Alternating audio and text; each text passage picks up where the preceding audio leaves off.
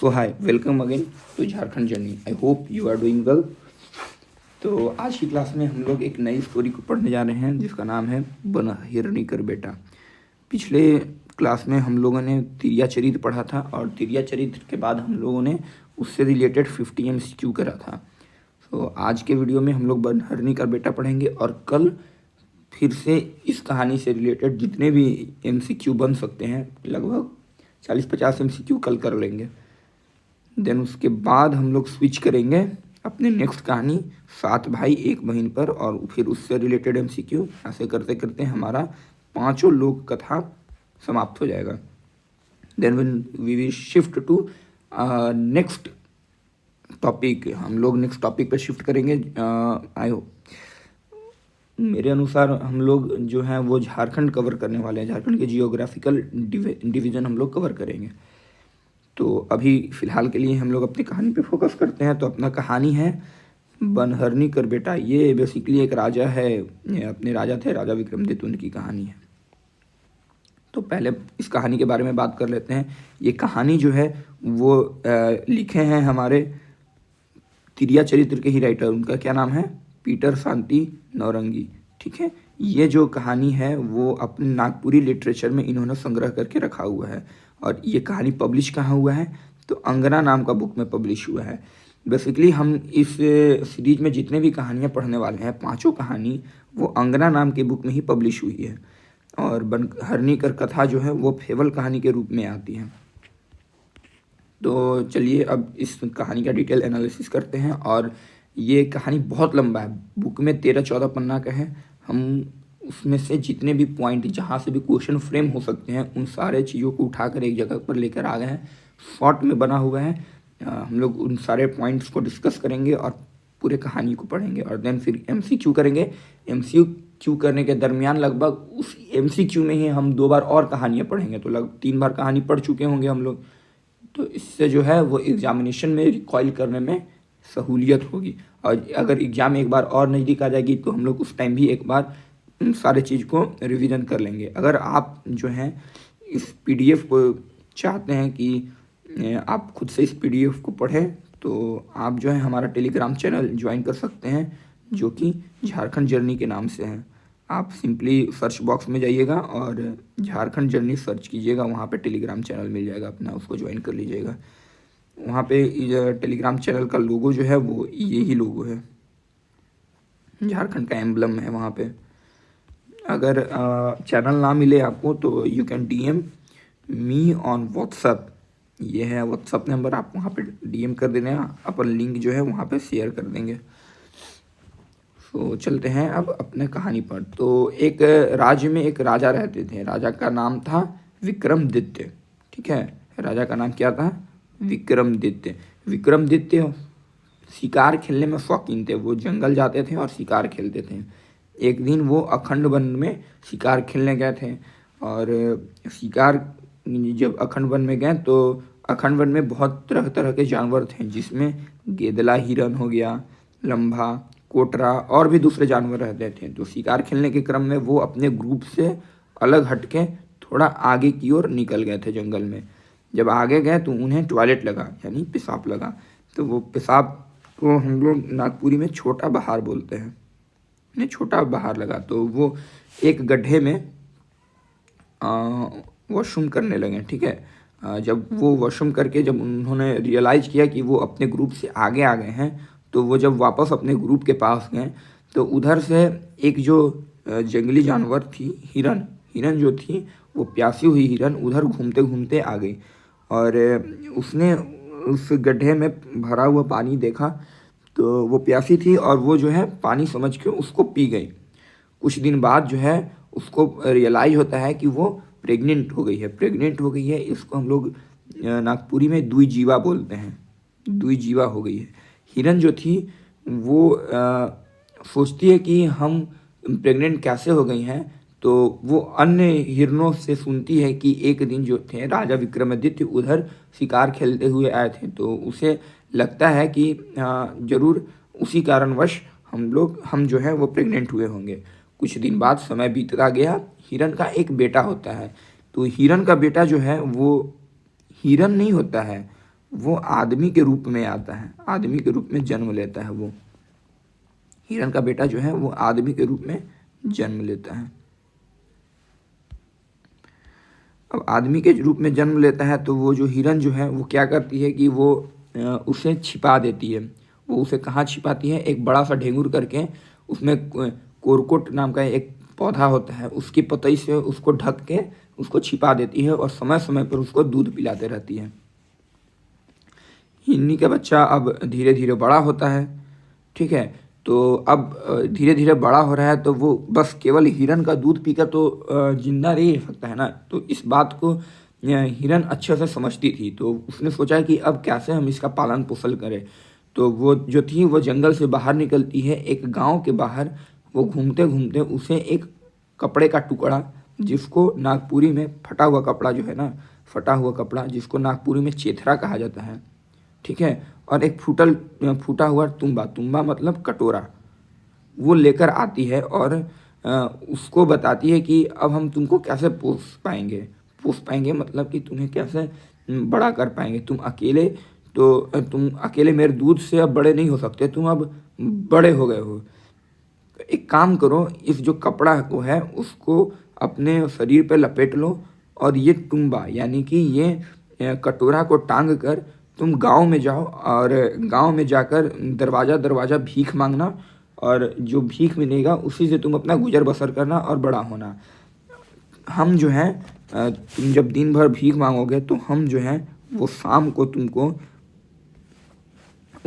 को मिलेंगे। शाम को कहाँ मिलेंगे? गांव और जंगल के बीच में एक बड़ा सा महुआ का पेड़ है, हम तुमको वहीं पे मिलेंगे। तो वो लड़का क्या कहता है कि ठीक है माँ, अब हम बड़े हो गए हैं, तुम पे बोझ नहीं बनना चाहते हैं, तो ठीक है अब हम भीख मांगने के लिए तैयार हैं, लेकिन ये बताओ कि हम क्या बोलकर भीख मांगेंगे, कैसे हम भीख मांगेंगे। तो वो हिरन बोलती है कि कोई बात नहीं बेटा, हम तुमको एक गीत सिखा देते हैं, इसको तुम दरवाज़ा किसी की भी दरवाज़ा पे जाकर गाओगे तो वो तुमको भीख जरूर देगा। तो वो एक गीत सुनाती है। गीत है वो जो गीत है वो है, आइयो मोर बन की हिरनिया, बाबा मोर विक्रमादित्य राय, भीख देगे माय बहनिया, भीख देगे माय बहनिया। बेसिकली इस तरह का जो कहानी में कोटेशन है, इसको एग्जामिनर जो है, अगर हम एग्जामिनर होते तो हम क्या करते कि इस कोटेशन को डायरेक्ट क्वेश्चन पेपर में लिखते हैं और बोलते हैं कि ये लाइन किस कहानी का है, और नीचे 4 कहानी को ऑप्शन देते हैं। तो अगर इस तरह का क्वेश्चन आता तो हमें ध्यान रखना होगा, हमें क्वेश्चन आया तो हमें क्या टिक करना होगा, बनहरनी कर बेटा। तो वो जो है इस गीत को उस लड़के को सिखा देती है, अपने हिरनी जो है अपने बेटे को इस गीत को सिखाती है और बोलती है कि तुम दरवाजे दरवाजे पर जाकर अगर इस गीत को गाओगे तो तुम्हें भीख जरूर मिलेगा। ये कहा कि उसको भेजती है और जाने से पहले उसको हिदायत देती है कि बेटा तुम चारों तरफ जाना, बस एक बात का ध्यान रखना कि तुम दक्षिण दिशा में मत जाना। हिरनी अपने बेटे को दक्षिण दिशा में जाने से मना करती है। वो उसका बेटा जो है वो बोलता है कि ठीक है माँ, हम इस बात का ध्यान रखेंगे। जो छुआ यानी कि बेटा, जो लड़का है उसका, वो जाता है भीख मांगता है, गीत गाता है। तो उसके गीत सुनकर लोग मोहित हो जाते हैं। इतने अच्छे आवाज़ में वो गीत गाता है कि वो उसके गीत को सुनकर मोहित हो जाते हैं और उससे बार बार रिक्वेस्ट करते हैं उस गाने को गाने के लिए। गीत सुन के कोई जो है उसको भीख में चावल दे देता है, कोई दाल देता है, कोई नमक देता है, कोई तेल देता है। नून को हिंदी में नमक बोलते हैं, नमक। कोई नमक दे देता है, कोई चावल देता है, कोई दाल देता है, कोई तेल देता है, कोई पका हुआ चावल देता है। पका हुआ चावल यानी कि अगर क्वेश्चन में लिखा हुआ रहेगा कि जब हिरनी का बच्चा भीख मांगता है तो उसको क्या क्या मिलता है, चावल, दाल, नून, भात या देवल सब है, तो आपको देवल सभे में मानना है। भात का अर्थ होता है पका हुआ चावल। उसके बाद बेटा के पास जब गीत गाता है और उसको भीख मिलने लगता है तो उसके पास इतने भीख जमा हो जाते हैं कि वो उसको अकेले खा नहीं पाता है, सारे भीख को अकेले नहीं खा पाता है। तो वो जो उसके पास चेथरा था, वो कुछ भीख जो है वो चेथरा में बांधता है, कुछ भीख जो है वो अपने फूटे हुए तुम्बा यानी कि फूटे हुए कटोरे में डालता है और शाम को अपनी माँ के पास वापस आता है।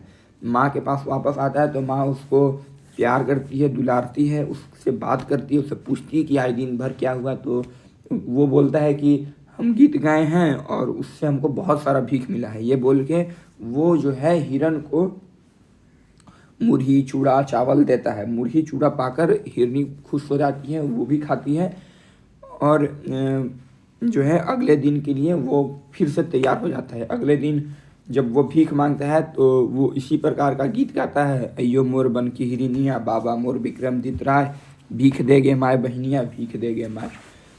ये सुन के सब लोग मोहित हो जाते हैं। बेसिकली वो दूसरे दिशा में जाके दूसरे घरों पे भीख मांगता था। तो कोई जो है वो उसको गीत सुन के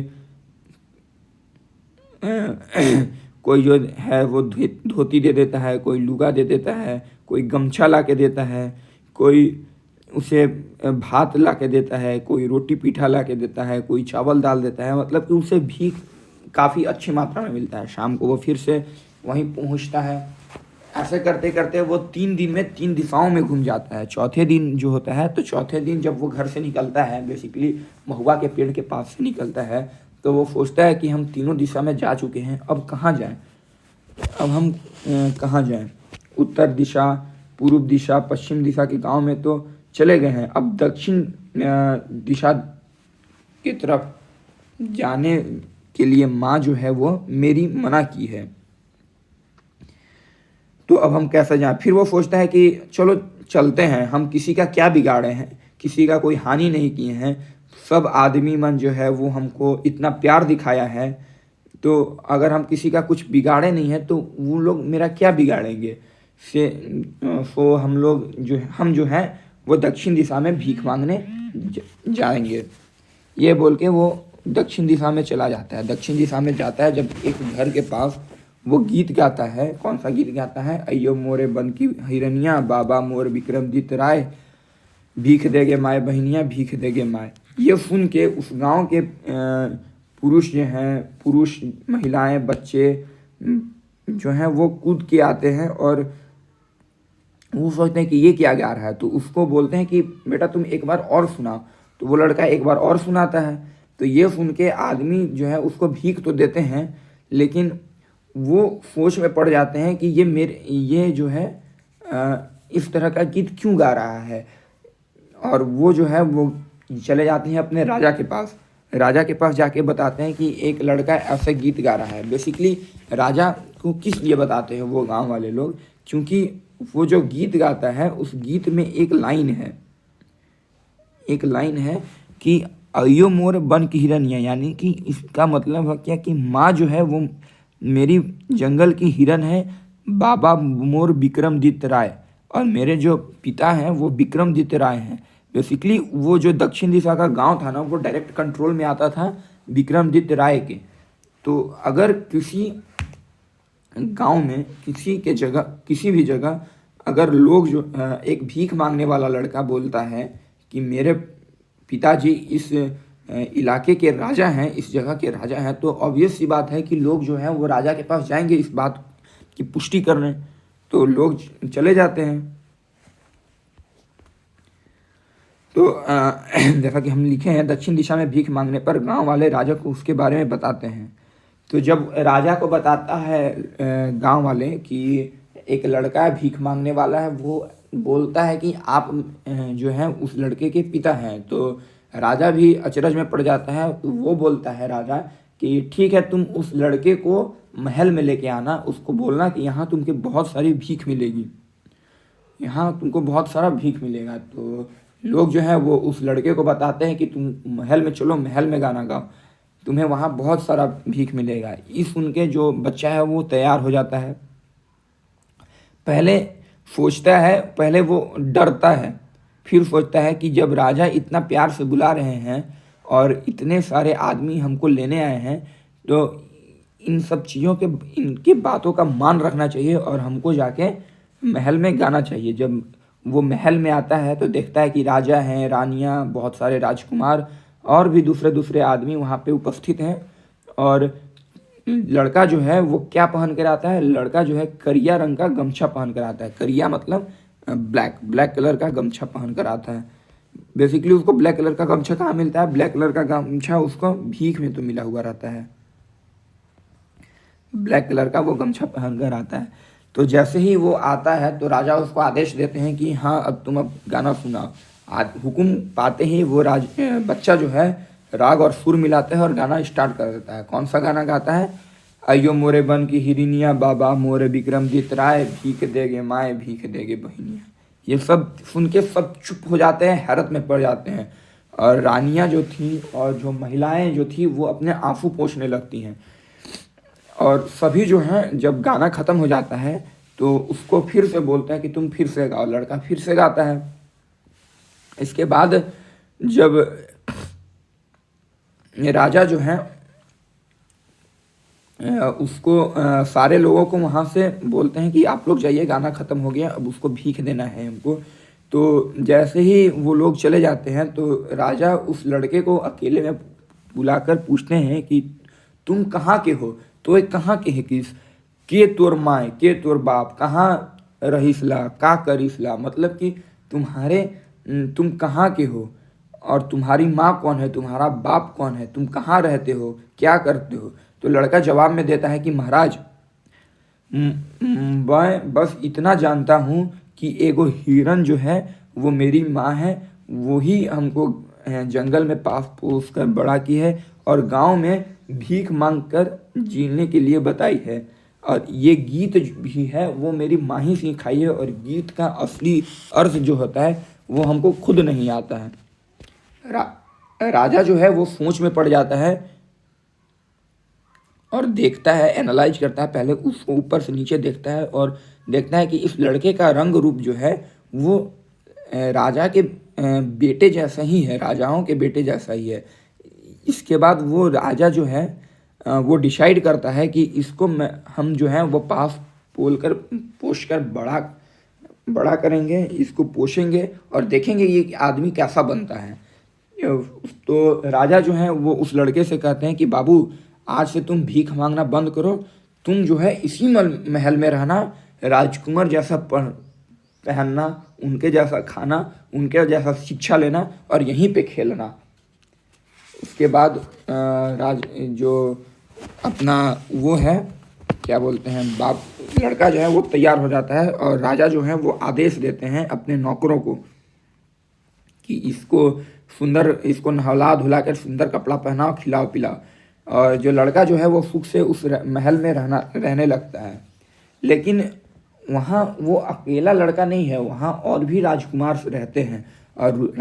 रहते हैं और उनकी माएँ भी रहती हैं। तो ये ऑब्वियस सी बात है कि माँ को अपने लड़कों की चिंता होगी ही होगी। तो जब वो देखती हैं अन्य रानियाँ कि राजा जो हैं वो एक लड़के को रोड से उठाकर हमारे बेटे के बगल में बैठा दी हैं, राजकुमार के बगल में बैठा दी हैं, कहीं ऐसा ना हो कि आगे चल के राजा जो है अपना सारा राज्यपाट इस लड़के को सौंप दें। इस डर से रानी जो है वो जेलस फील करती हैं। जेलस जो है वो नागपुरी में जेलस को ही हम लोग हिसिंगा बोलते हैं। वो मन ही मन हिसिंगा करने लगती हैं, जेलस करने लगती हैं। उनको लगता है कि अगर ये लड़का यहाँ पे रहा और राजा जो हैं उसको अपना राजपाट सौंप दिए तो हमारे जो लड़के हैं वो कुकुर बिलाई कुत्ता बिल्ली के जैसा रोड पे आ जाएंगे। तो सभी रानियां मिलके ये डिस्कस करती हैं और डिसीजन लेती हैं कि किसी भी तरह से इस पे दोषारोपण करके इसको फंसा कर इसको यहाँ से भगा देना होगा या इसको मार देना होगा। तो एक दिन क्या होता है कि वो जो लड़का है वो पोखरा में खेल रहा होता है। बेसिकली पोखरा में खेलते हैं ना कि पत्थर उठा के लड़के जो हैं वो पानी से भरे किसी जगह को मारते हैं तो वो पत्थर जो है वो फ्लोट करता है कुछ देर तक, 4 बार 5 बार वो पानी की सतह पे उछलता है। इसी तरह से वो लड़का खेल रहा था।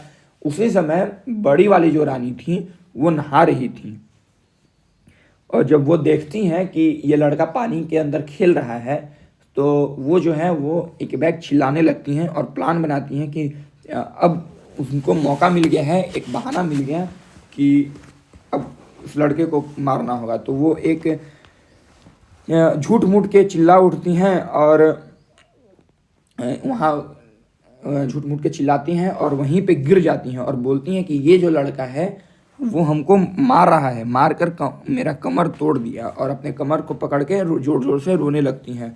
अब बोलती हैं कि मेरा डांड टूट गया, ये जो लड़का है ये छोड़ा गुलेल से गोरहा बींध के हमको मारा है। गोरहा मत एक विषैला जानवर होता है, झारखंड के क्षेत्र में एक जानवर पाया जाता है, वो विषैला होता है। तो वो जो रानी है वो दोष लगाती हैं कि ये जो लड़का है वो गुलेल में गोरहा को बांध के मेरे कमर पे मारा और मेरा कमर टूट गया। अब हम जो है वो नहीं जी पाएंगे, अब हम मर जाएंगे।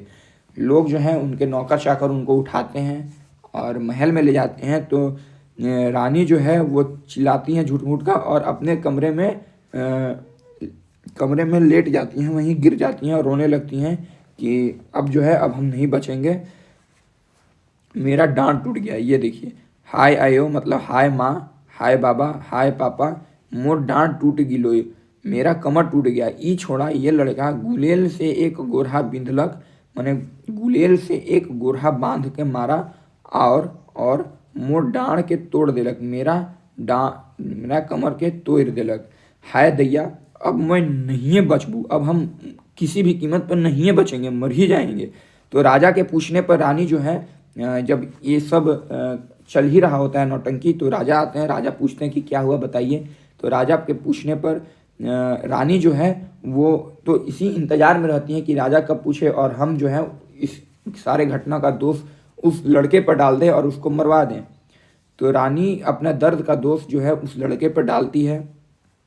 तो राजा पूछते हैं कि आप बताइए आपको हुआ क्या है, हम वैद्य को बुलाएंगे, आपका इलाज होगा, आप ठीक हो जाइएगा। तो वो बोलती हैं कि नहीं, हम ऐसा ठीक ही नहीं हो सकते हैं, अब हम मर जाएंगे। तो राजा पूछते हैं कि अच्छा आप ही बताइए क्या उपाय किया जाए जिससे कि आपका जीवन बचे, आपको आपके कष्ट से मुक्ति मिले। तो रानी जो है, बड़ी वाली रानी, वो बोलती हैं कि जो मेरे कमर को तोड़ा है उसको काट के उसका खून से अगर हम मालिश करेंगे तो ही हम ठीक हो सकते हैं। तो अब राजा वचन दे चुका था कि आप जो बोलिएगा हम वो करेंगे। तो राजा एक उपाय खोजता है। जब राजा वहाँ से उठ के चलता है कि हम जा रहे हैं, अब आपको खून उसका ला के देते हैं, आप मालिश करके ठीक हो जाइएगा। तो राजा क्या करता है कि अपने 2 सिपाहियों से बोल के उस लड़के को उठाकर जेल में बंद करवा देता है और आदेश देता है कि जाओ एक कुत्ता को काट कर ले आओ। कुत्ता को काट कर उसका खून जो है वो एक कटोरा में, एक गिलास में करके मेरे पास ले आओ। तो जो सिपाही है वो उस लड़के को उठा के जेल में डाल देते हैं और कुत्ता को काट के उसका खून ला के राजा को देते हैं। राजा जो है रानी के नौकरानियों के हाथ से वो खून को भिजवा देती है, बड़ी वाली रानी भिजवा देते हैं बड़ी वाली रानी के पास, ये बोलकर कि ये जो है उसी का खून है जो उनका कमर तोड़ा है। तो रानी जो है वो खून देखती हैं, तो उनकी जो दासियां होती हैं वो कमर पे मालिश करती हैं खून से, और रानी जो है वो एक अंजलि खून उठा के अपने सर पे लगा लेती हैं। और जैसे ही वो सर पे लगाती हैं वो उठ के दौड़ने लगती हैं और बोलती हैं कि अब हम ठीक हो गए हैं, बिल्कुल ठीक हो गए हैं।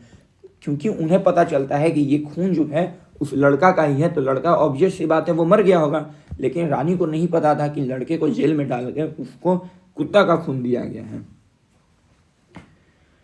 अब क्या होता है कि जब वो उस लड़के को राजा जो थे वो जेल में बंद कर चुके थे, तो वो लड़का तो अपनी माँ से मिल नहीं पा रहा था।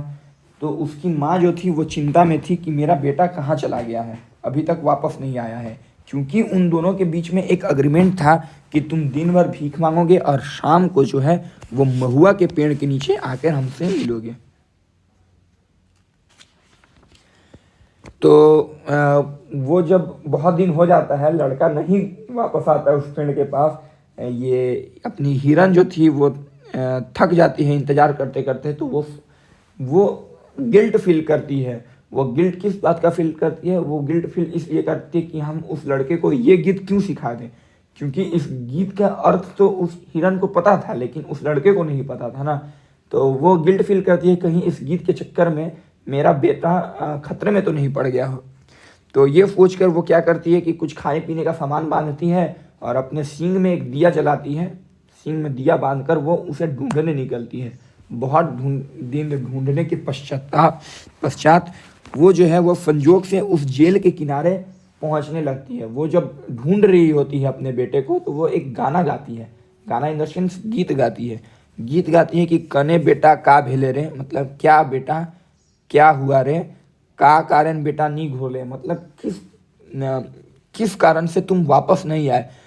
तो जब ये गीत गाते हुए उधर से क्रॉस कर रही थी जेल के किनारे से, तो लड़का जो है वो इस गीत को सुन लेता है। इस गीत को सुनने के बाद वो रिस्पॉन्स करता है कि यहाँ आओ अयो जेल रे, मतलब कि यहाँ है माँ, हम जेल में हैं, बिना कारणे आयो बांधले रे, बिना कारण उनके हम जेल में बंद हैं। तो हिरन जब ये चीज़ सुनती है कि उसका बेटा जेल में बंद है, और उसका जब आवाज़ सुन लेती है, तो आवाज़ सुन के वो मतलब बेचैनी से अकबकाहट से उछलने लगती है, कांदे लगती है, कांदे मतलब उछलने लगती है। और उसी दिशा में, जिस दिशा से आवाज़ आ रहा था, उसी दिशा में वो दौड़ने लगती है। दौड़ते दौड़ते वो एक गीत गा रही थी, गीत गा रही थी। वो गीत था कि ढेंगुर तरे जन्मालो पूता, मूसा डाणे पोसलो रे, कमन मुदई बेटा बेरी होले। ये देखिए ये गीत है। वो जो जेल के पास आते समय गाना गा रही थी, कने बेटा का भेले रे, इसके रिस्पॉन्स में उसका लड़का ये गीत गाता है, उसका छुआ, छुआ मतलब बेटा। जब बेटा सुनता है तो ये गीत गाता है, यहाँ आहो आयो जेहले रे, बिना कारणे आयो बांधले रे। इसके बाद जो हिरनी जो थी वो उसी और कांदने लगती है, जिधर से आवाज़ आ रहा था उसी और आवाज़ पहचान के दौड़ने लगती है, उछलने लगती है। तो और उसी क्रम में वो एक गीत गा रही थी, ढेंगुर तरे जन्मालो पूता, मूसा डाणे पुसलो रे, कवन मुदई बेटा बेरी दिले। उसके बाद जो हिरनी का बेटा था वो भीतर से आवाज़ देता है कि क्या आवाज़ देता है कि मौसी आइयो कहल नहीं माने, बाबा आइयो जे जेहल बेरी दिले। मतलब कि मौसियाँ यानी कि उन जो रानियाँ थी उनको वो मौसी के नाम से संबोधित करता है कि उन लोग का कहना नहीं माने हम, और बाबा जो हैं वो हमको, मतलब मेरे पिताजी जो हैं वो हमको जेल भेज दिए हैं। इसी के बीच जो है वो हिरनी जेल तक पहुंच जाती है। जेल पहुंचती है तो देखती है कि उसका बेटा बंद है। उसका बेटा बंद है तो वो क्या करती है कि अपने पैर से उसको मार के उसके गेट को खोल देती है, अंदर पहुंचती है, अपने बेटे को प्यार दुलार करती है, और जो भी खाना पीने का सामान लेके आई थी वो उसको खिलाती पिलाती है। फिर उसका बच्चा, उसका बेटा जो है उस अपनी माँ को सारी बात बताती है कि हम कैसे यहाँ तक पहुँचे। जब वो अपने माँ को बताता है बेटा हिरनी, तो हिरनी जो है वो उसको धीरज देती है, वो उसको दिलासा देती है, बोलती है कि तुम चिंता मत करो बेटा, हम रोज़ आएंगे, हम रोज़ इसी तरह से यहाँ आएंगे, तुमसे मिलेंगे, तुमको खिलाएंगे पिलाएंगे, तुमसे प्यार करेंगे। तो ये सिलसिला मिलने मिलाने का चलता रहता था, बहुत दिन तक चला। तो एक दिन जो था, एक अहीर जो था जेल के पास में ही जो खेते थे वहाँ अपना एक छोटा सा झोंपड़ी गाड़ के वो अपने गाय भैंस का देख रेख करता था रात को।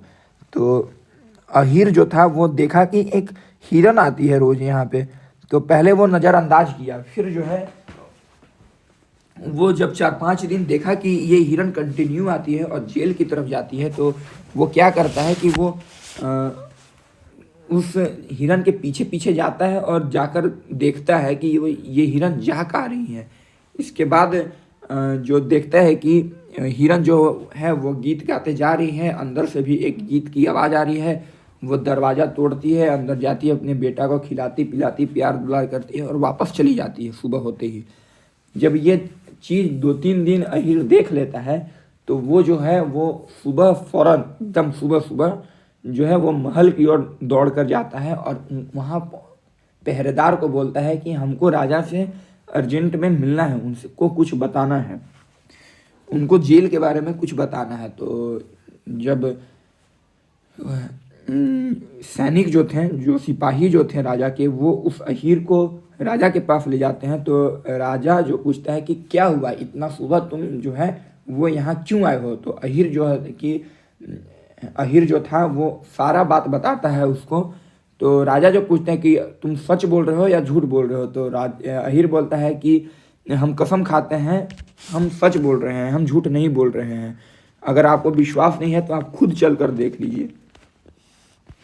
तो राजा जो बोलता है कि हाँ ठीक है, हम चलेंगे, आज रात को तुम्हारे झोपड़ी में हम आएंगे, भेष बदल के वहीं सोएंगे और देखेंगे कि क्या तुम सच बोल रहे हो झूठ बोल रहे हो। तो राजा जो है वो भेष बदल कर सोने चले जाते हैं। वहाँ कहाँ जाते हैं? अहीर के झोपड़ी में। और जब रात होता है तो देखते हैं कि हिरनी आई है और जेल में गई और वो अपने बच्चे को प्यार दुलार करती है। तो जब पीछे पीछे राजा इस चीज़ को देख रहे थे, तो वो जब हिरनी जेल के अंदर चली जाती है तो राजा जो जाते हैं और उसको पीछे से पकड़ लेते हैं। जैसे ही राजा उसको पकड़ते हैं तो हिरन जो थी, हिरन एक सुंदर रानी में बदल जाती है। तो राजा जैसे ही सुंदर रानी में बदलती है तो राजा को दूर हटने के लिए बोलती है, दूर हटिए, आप हमको छुइए मत। तो राजा बोलते हैं कि नहीं, हम आपको अब नहीं छोड़ सकते हैं, आप बताइए कि आप कौन हैं, कहाँ से आई हैं, हम आपको जाने नहीं देंगे, आप हिरन कैसे बनी थी और हिरन से अब एक बैग सुंदर रानी में बदल कैसे गई।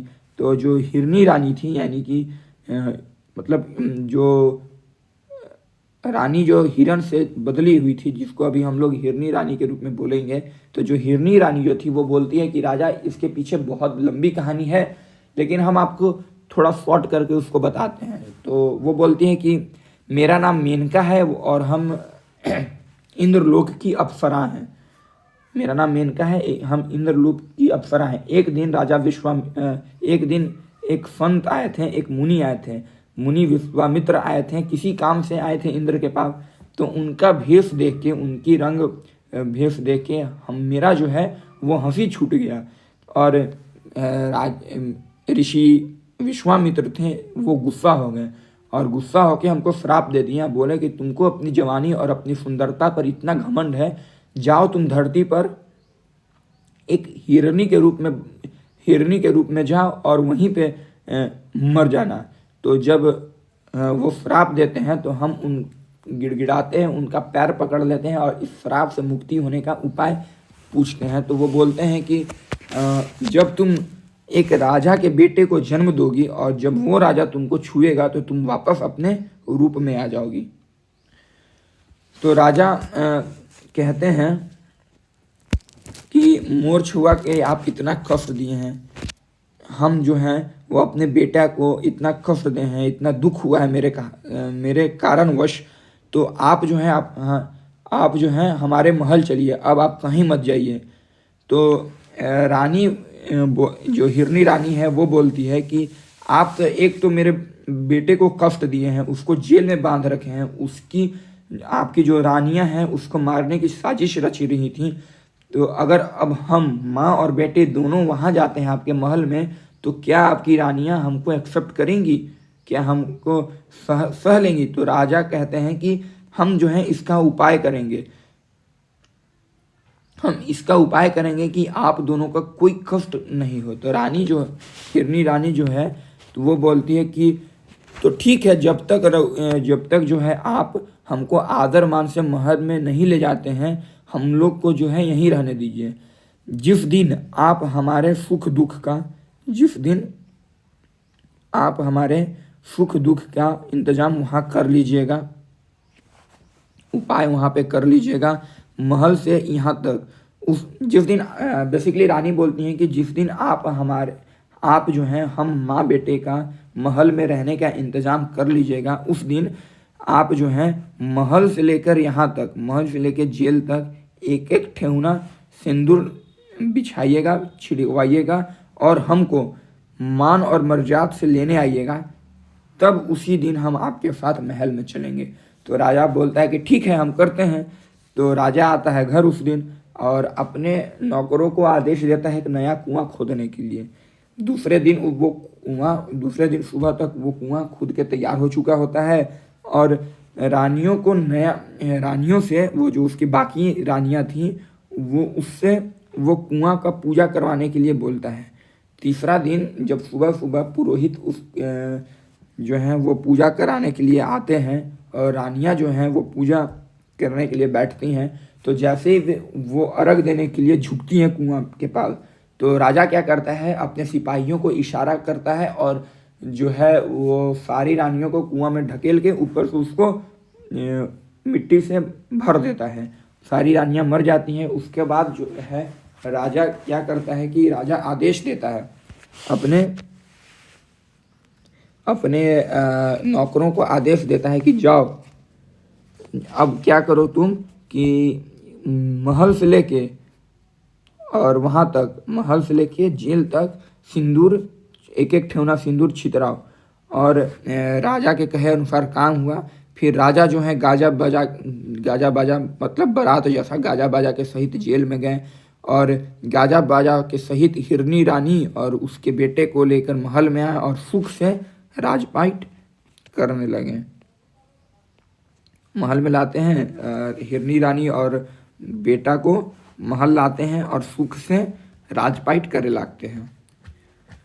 इस कहानी के लास्ट में हमारे राइटर कौन है, डॉक्टर फादर पीटर शांति नौरंगी। पीटर शांति नौरंगी जो हैं वो एक बात लिखते हैं कि कहानी ऐसा झूठा, मतलब कहानी ऐसा झूठा है लेकिन बात ऐसा मीठा, बात इसका बहुत मीठा है।